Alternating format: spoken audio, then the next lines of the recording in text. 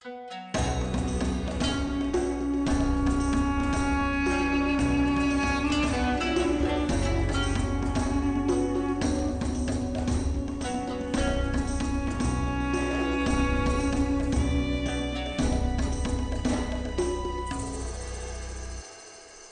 readers, this is Liz Davidson from Beyond Solitaire Books, and I am going to introduce a new project that I'm planning to do this year in 2021. It's finally time. I'm going to read Ulysses by James Joyce. So I know this book has a reputation. To me, that is an attraction. I really like a weird intellectual challenge. So what I thought I would do is just throw myself into reading this book and document my experiences and then share them with you in case you want to do the same thing, or maybe I'll help you decide that that is absolutely not something that you want to do with your time. So I hope you'll be joining me on this adventure. I'm actually really curious about how I'm going to feel about the book. One of my least favorite high school English teachers insisted that it was her favorite book of all time, and I remember not believing her. So let's see if this is going to be something that I really, really love. So I have tried to give myself the very best opportunity both to understand Ulysses, which is famously challenging, and also to give myself the most depth and context for it that I can get, because that's just the way that I like to do things. I'm sure there are people who also just pick up this book and read it. I don't think there's a wrong way to approach an intellectual adventure like this one, but I tend to go overboard. I've always been that way. I'm a researcher at heart, so I'm going whole hog, and I'm going to take you the whole way with me. So this is just an intro to show you what I've picked up in order to help me read Ulysses, including some pre-reading. So I know that there are influential texts for Ulysses, most notably the Odyssey, which I absolutely love because, I mean, I'm a Latin teacher, I'm a classics major, absolutely a fan. But I also know that Hamlet is a major influence, and it's also recommended that you read Joyce's other works before hopping into Ulysses. So in preparation for that, I picked up some pre-reading. Here's what I've got. So I'm just going to watch Hamlet. I mean, I think this is a great excuse to rent the Kenneth Branagh version and just really enjoy it. So that's definitely the way that I'm going to consume Hamlet sometime in the next couple weeks.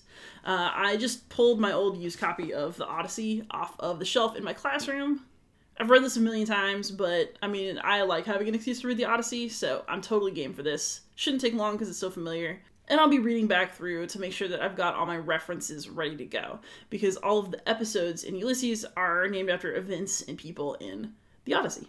And then, of course, I picked up James Joyce's earlier work, so I got a copy of the Dubliners, and I also picked up a copy of Portrait of the Artist as a Young Man, and I'm going to be reading those before I start trying to crack Ulysses itself, because I want to make sure that I am mentally prepared, familiar with Joyce's work. I know that Stephen Dedalus from Portrait of the Artist as a Young Man shows up as a character in Ulysses, so I'm just going to make sure that my foundation is strong for this.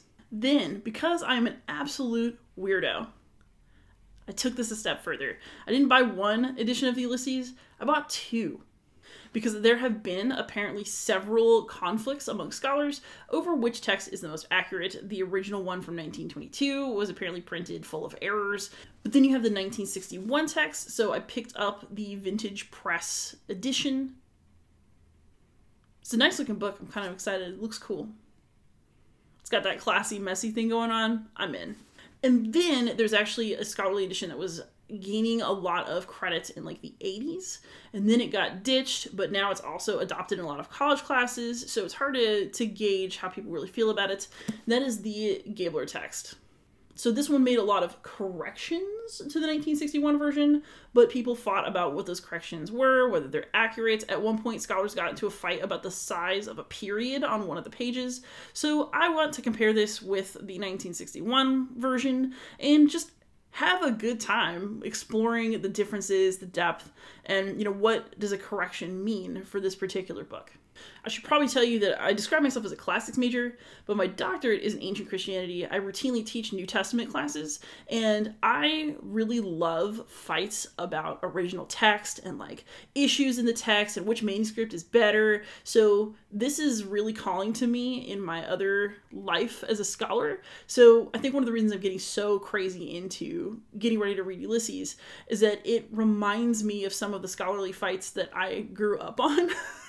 And I'm ready to see this happen in another field. So I want to understand the drama. I want multiple viewpoints, not only on the actual novel, but from the scholars who've spent their lives hating each other over this novel. I'm ready. And then, of course, when you're reading a difficult book, the other thing that you might want is a little bit of help. So I got myself a couple of guides to help me through if I get stuck. So my current plan is to go episode by episode. I'm going to try to just read it straight through and see what I can get out of it on my own one time through. Then I'm going to go look at my resources, read it again, and see if that helped me feel more enlightened about it in any way, or if I thought it was a bunch of claptrap, because it could happen. So the first guide that I got is actually the official one from one of James Joyce's friends, and he approved its creation. So that is going to be Stuart Gilbert's James Joyce's Ulysses. So I'm really looking forward to using this because I think it's hilarious that even early on, people felt that this novel needed a guide, and James Joyce agreed and helped out. So I'm looking forward to these original interpretations of what things mean. And then to help me further and go a little crazier, I'm going to be looking at Ulysses Annotated.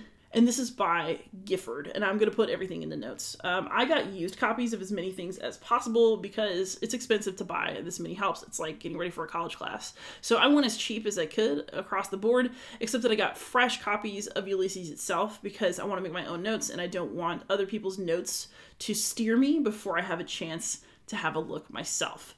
But I will be looking at Ulysses Annotated after I give things a shot to see what more I can kind of get out of the text when I'm reading. So that is my big project of 2021, at least the early part. I have no idea how long this is going to take or if I'll finish or anything, because this is supposed to be fun and enjoyable, and if it stops being fun and enjoyable, I'll probably quit. But I actually am really excited about this. I feel super optimistic about the enjoyment I'm going to get out of doing this to myself.